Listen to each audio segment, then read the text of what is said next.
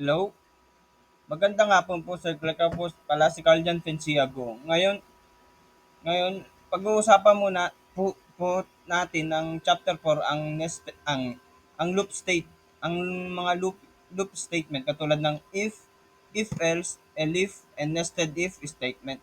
Bago tayo magtungo sa if statement, pag-usapan po muna natin ang mga operator katulad ng comparison ng mga equality operator na equal sign, inequality operator na ganito po ang sign, at comparison operator na greater than, less than, or greater than or equal.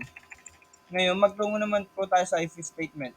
Ang if statement, ito lang po yung may isang condition na if. For example,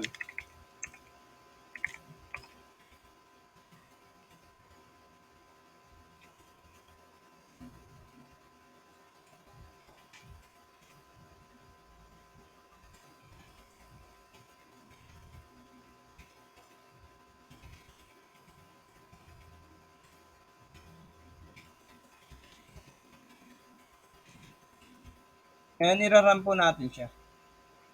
Since na-meet natin ang condition, nag-print po siya ng you are eligible to vote. Ngayon, magtungo naman po tayo sa if-else statement.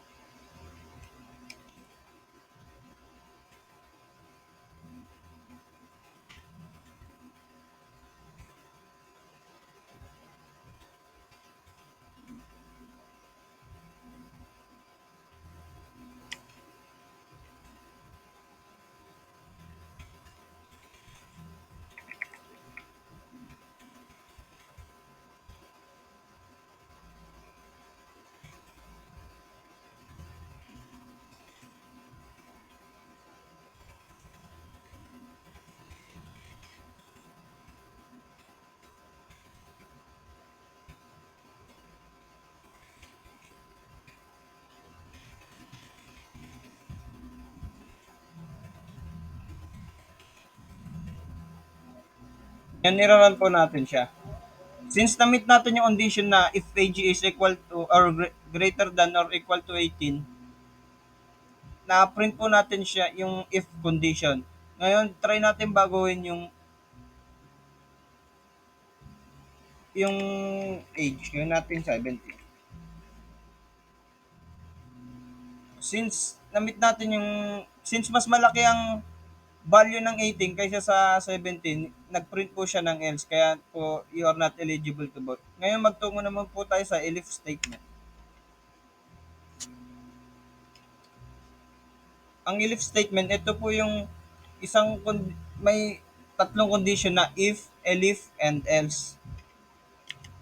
For example po,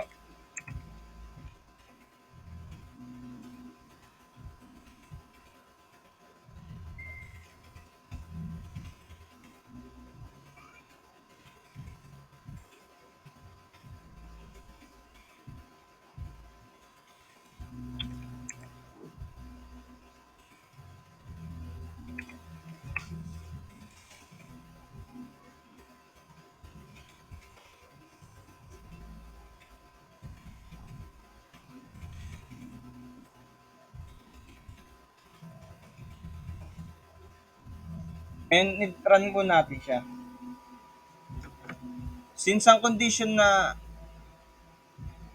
since ang elif condition, na-print natin yung elif condition na B grade, dahil po, ang mas malaki po ang 85 kaysa sa 80. Ngayon gawin naman po natin siya 90.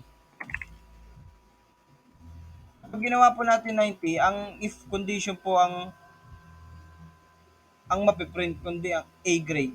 Ngayon magtungo naman po tayo sa nested if statement.